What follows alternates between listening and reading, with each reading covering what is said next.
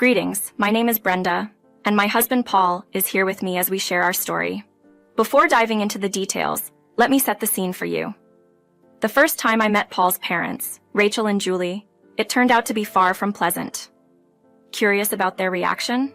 Well, here it goes. I can't believe you're with Brenda, Paul. She brings absolutely nothing to the table. Working a basic office job? How is she supposed to contribute to a better life for us? They criticized.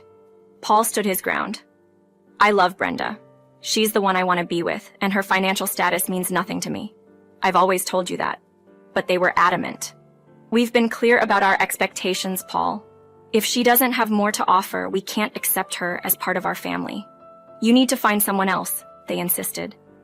Paul didn't waver. No, Brenda is the one I've chosen. I had everything planned out for the proposal, and now you've spoiled it. I was shocked throughout this exchange. Paul's intention to propose was a surprise.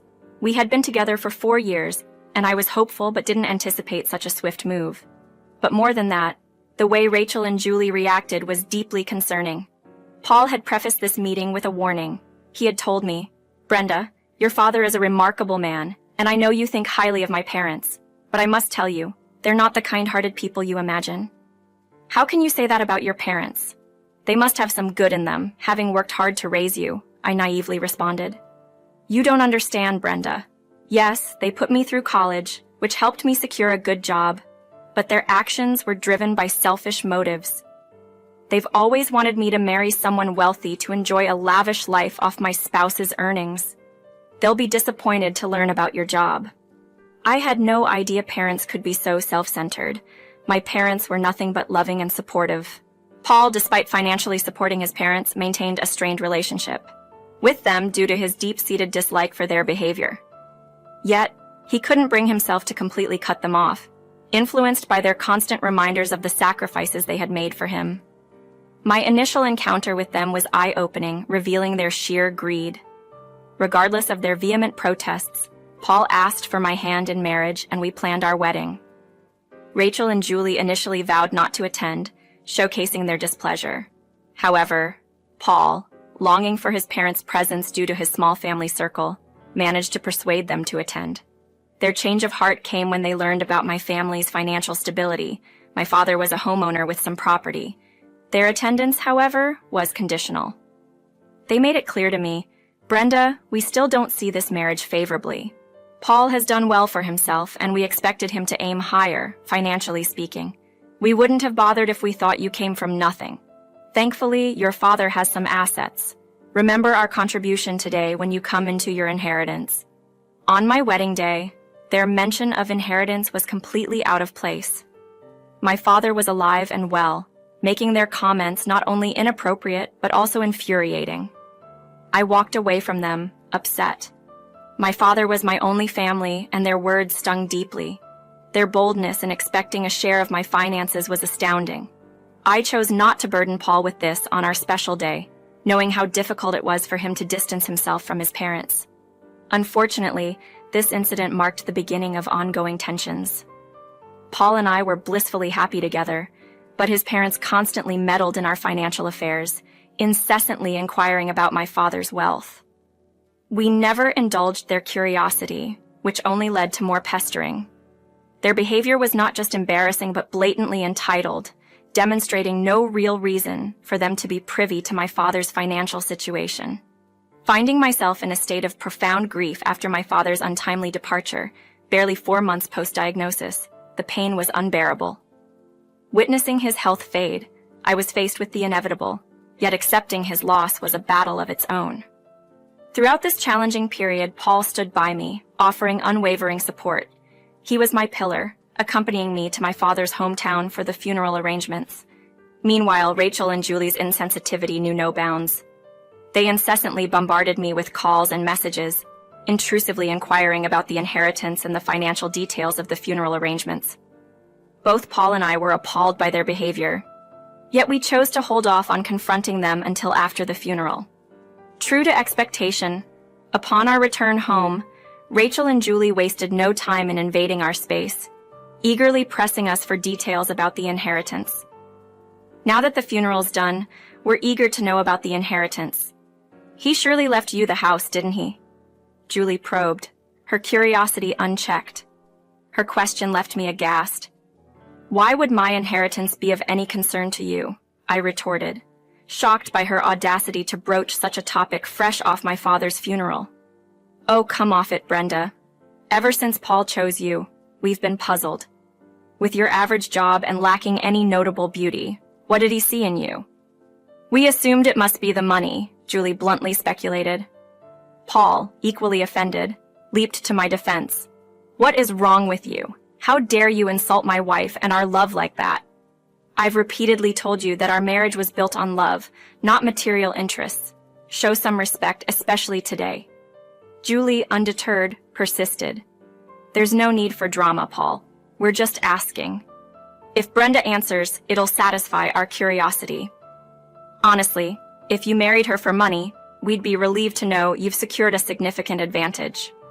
Their words were a glaring reflection of their priorities, showcasing a blatant disregard for our feelings and the sanctity of our relationship. Accusing your son of marrying for money is beyond appalling. It's hard to fathom how someone as kind-hearted as Paul could emerge from such cruel intentions. Drop the act, Brenda. We've been eagerly anticipating the details of your inheritance. Your father must have left you something significant. Paul mentioned he owned a sizable property. Why not disclose it now and consider using it to secure a house for us? We'd make good use of it, considering we're essentially your family now. Their words ignited a fury within me while Paul stared at his parents, shocked by their blatant greed and selfishness. The ink on my father's death certificate had barely dried, and here they were, shamelessly eyeing my inheritance for their gain, audaciously labeling themselves as my new parents.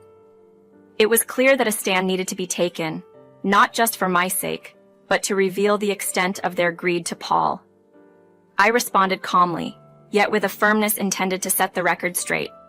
Actually, the house wasn't in my dad's name at the time of his passing.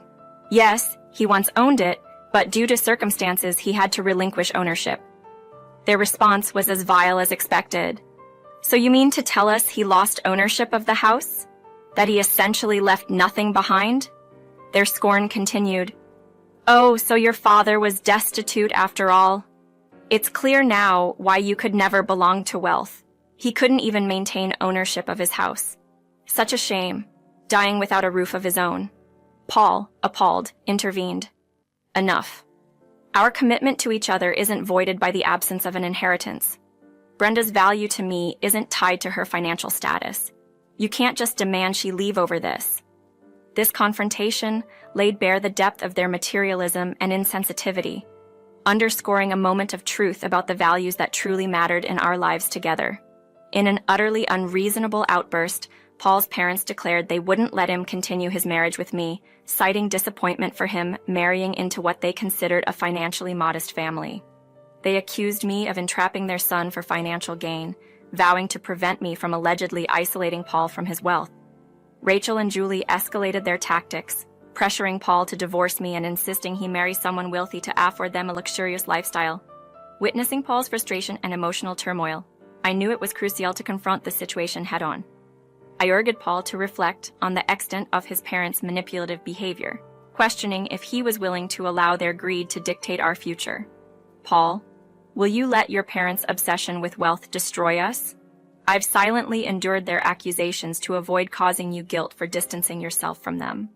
Can we allow them to remain a part of our lives after this? Paul reached his breaking point, acknowledging the toxic influence his parents had exerted over him. Enough is enough, he declared. Mom, Dad, your actions today have revealed the extent of your selfishness. You've exploited my efforts to fulfill your materialistic desires for years. I cannot accept this any longer. His parents desperately tried to justify their demands, claiming their interference was for Paul's good and that he owed them for their financial support over the years.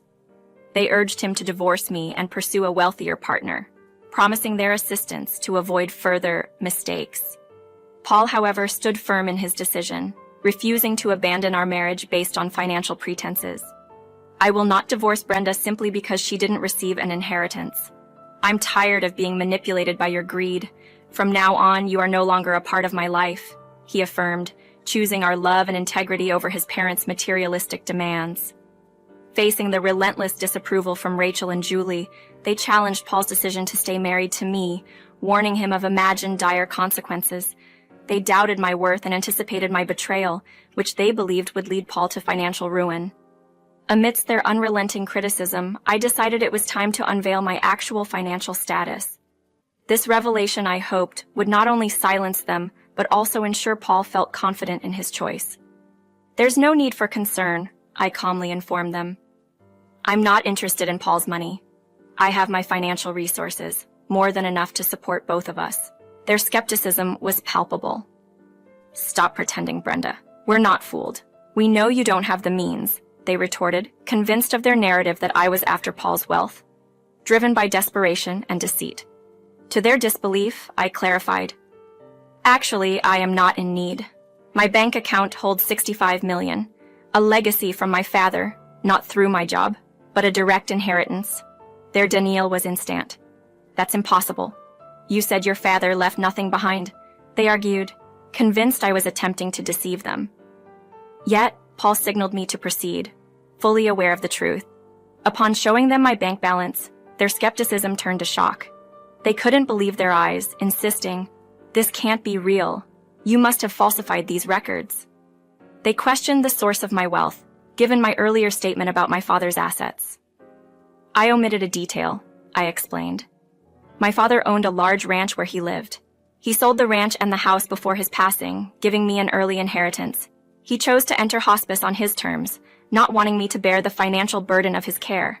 Unlike you, he valued my well-being over his financial legacy." This revelation was intended not just to silence their greed, but to highlight the stark difference in values between us and them, affirming our unity and resolve against their materialistic intrusions. Rachel and Julie were visibly shaken and skeptical, unable to reconcile the reality before them with their preconceived notions. They turned to Paul for confirmation, and upon his affirmation, a brief silence fell. Then, as if on cue, their attitudes took a swift turn. They praised the situation, lamenting their previous doubts and proclaiming their newfound joy over my financial standing. "What wonderful news! We were so worried, but it turns out our son chose wisely. Brenda, you really should have shared about your wealth earlier," they effusively stated, attempting to rewrite the narrative as if they were always on our side. Paul's face told me everything I needed to know. He was ready to address the situation, and I trusted him to speak for both of us. His frustration erupted into a demand for an explanation from his parents. Incredulous at their sudden shift from antagonists to would-be allies, simply because money was now in the picture. "How can you even think of acting like family now? After everything you've said and done," he challenged them. Their defense was flimsy, claiming ignorance due to my supposed secrecy about my financial situation. "We didn't know she was wealthy. Had we known, our reactions might have been different," they weakly argued, hoping for a quick resolution and forgiveness. But Paul was resolute, his decision unwavering. "No, this is unforgivable. You've shown your true colors, prioritizing money over genuine concern and empathy. Right after Brenda's father's funeral, instead of offering support, you saw an opportunity to benefit yourselves. That's inexcusable." He continued, setting a clear boundary.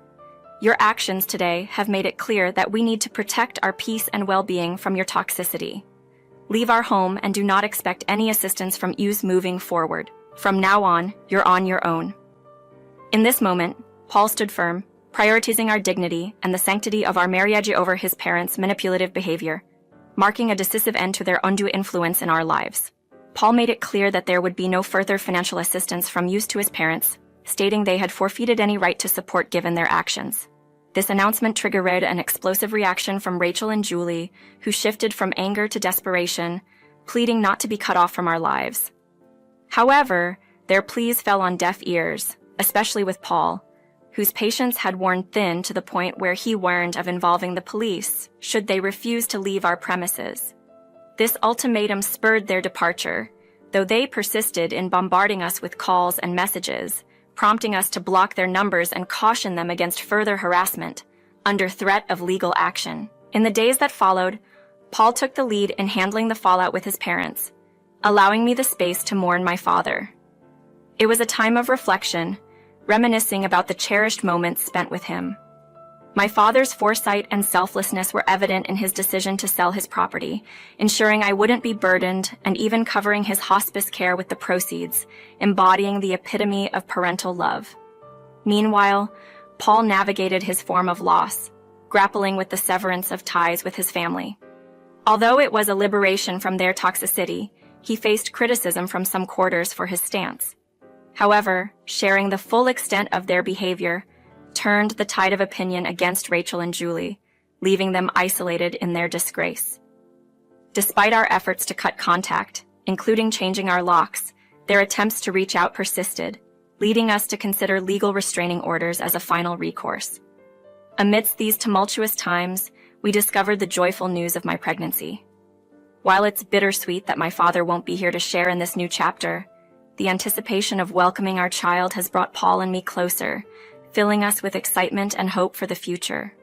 Together, we're looking forward to embracing the joys of parenthood and cherishing every moment of this unexpected blessing.